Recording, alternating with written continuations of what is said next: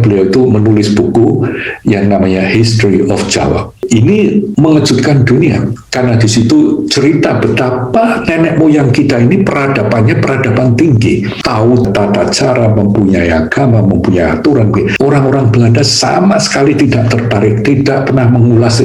Jadi kemungkinan besar juga tertutup. Tapi yang jelas, nanti kalian coba cek di Google Map, Candi Sambisari ini antara Borobudur dan Kalasan, Pelawasan, Sojiwan dan sebagainya. Jadi ini kamu bayangkan, dan saya masih ingat sekali letusan Merapi beberapa tahun yang lalu itu, sungai yang lewat di Buntilan itu penuh sampai jembatannya dengan batu-batu dan lahar dingin.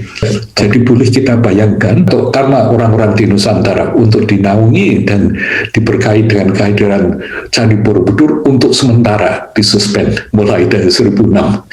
Karena saya kira mulai dari saat itu Candi Borobudur mungkin tidak lagi berfungsi seperti apa yang ditujukan oleh nenek moyang.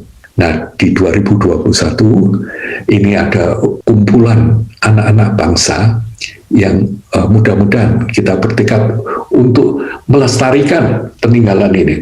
Kalau dulu berarti kita akan menalify adanya letusan Gunung Merapi pun kita akan lestarikan kembali lagi di sana. Nah, untuk itu saya ingin kembali ke hari Senin tanggal 3 Agustus 1912. Ini 200-an tahun lebih yang lalu. Saat itu di rumah residen Inggris di Jogja, namanya John Crawford, itu didatangi oleh bupati dari Miji, namanya Bupati Sejatiningrat. Beliau itu baru dapat gelar dari Sultan Hamengkubuwono. Beliau juga dikenal dengan namanya Tan Jing Sing, bupati ini. Ini soan ke tempat John Crawford, dan saat itu di rumah John Crawford ini ada tamu. Dan tamunya bosnya sendiri, Gubernur Jenderal Raffles, kebetulan ada di tempat itu. Nah, Raffles itu ngomong bahwa dia itu sangat tertarik mengenai candi dan sebagainya, karena Raffles baru saja mengunjungi Prambanan. Dan dalam hal ini, candi itu bentuknya gundukan tanah kan, ada batu-batu mencuat sana sini dan sebagainya.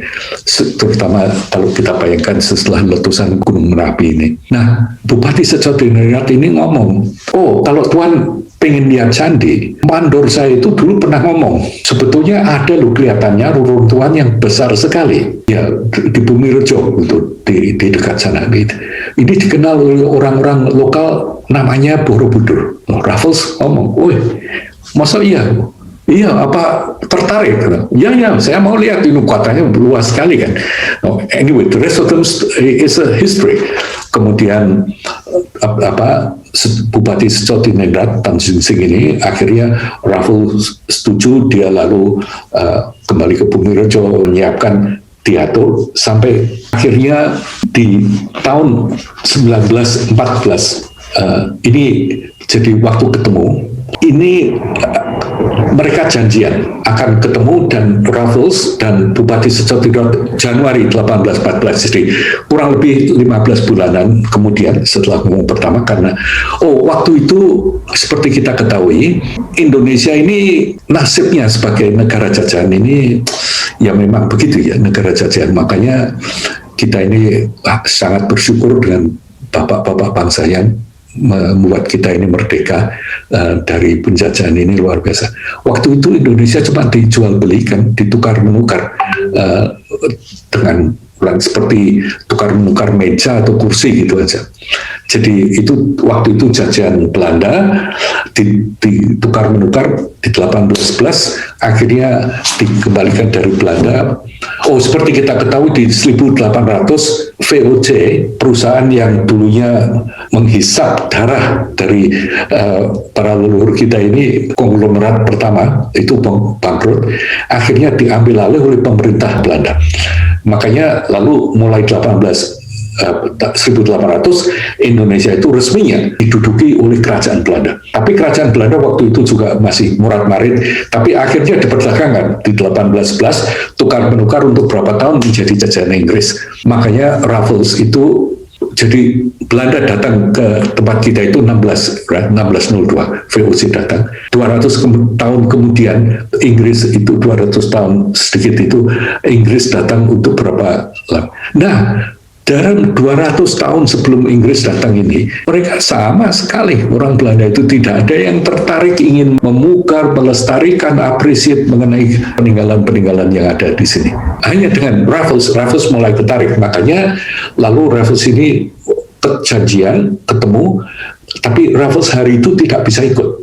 Makanya Bupati Sejauh dinengah dengan Herman Christian Cornelius, mereka pergi ke tempat Bumirejo ini, dan yang mereka temukan di sana adalah bukit yang ditumbuhi pepohonan dan semak-semak. Di antara vegetasi yang lebat, tumpukan batu berukir berserakan dan bagian struktur mencuat dengan jelas. Lalu Cornelius mengatakan, coba dibersihkan kurang lebih 50 meter di sekitar itu. Jadi kamu bisa bayangkan ya, ini tumpukan batu, nggak bentuk candi sama sekali kan.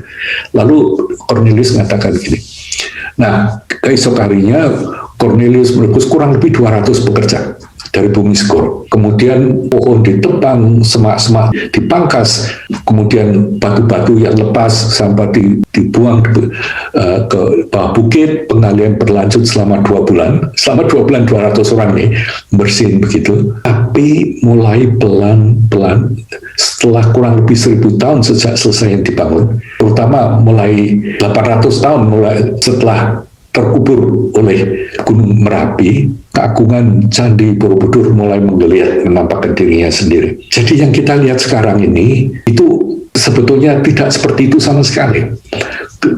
Jadi ini di tahun 1814 itu yang kelihatan hanya gundukan-gundukan itu. Makanya Cornelius ini yang pertama kali mulai membuang semak-semaknya, motong pohonnya. Jadi penampilan Borobudur itu mulai nampak di tahun 1814. Dan itu dimulainya mulai pengenalan pemugaran kembali Candi Borobudur itu mulainya di situ. Tapi setahun kemudian Raffles itu menerima perintah untuk pulang ke Inggris dan Jawa dikembalikan ke Belanda pada tahun 1816. Tapi Raffles jatuh cinta ke Jawa. Makanya beliau itu menulis buku yang namanya History of Java. Ini mengejutkan dunia karena di situ cerita betapa nenek moyang kita ini peradaban tinggi, tahu tata cara, mempunyai agama, mempunyai aturan. Orang-orang Belanda sama sekali tidak tertarik, tidak pernah mengulas.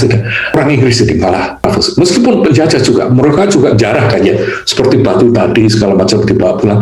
Tapi paling tidak ini loh mulainya pemugaran Borobudur ini di 1811, dan yang mengagetkan dunia ini di 1817. Raffles menulis buku yang namanya The History of Java.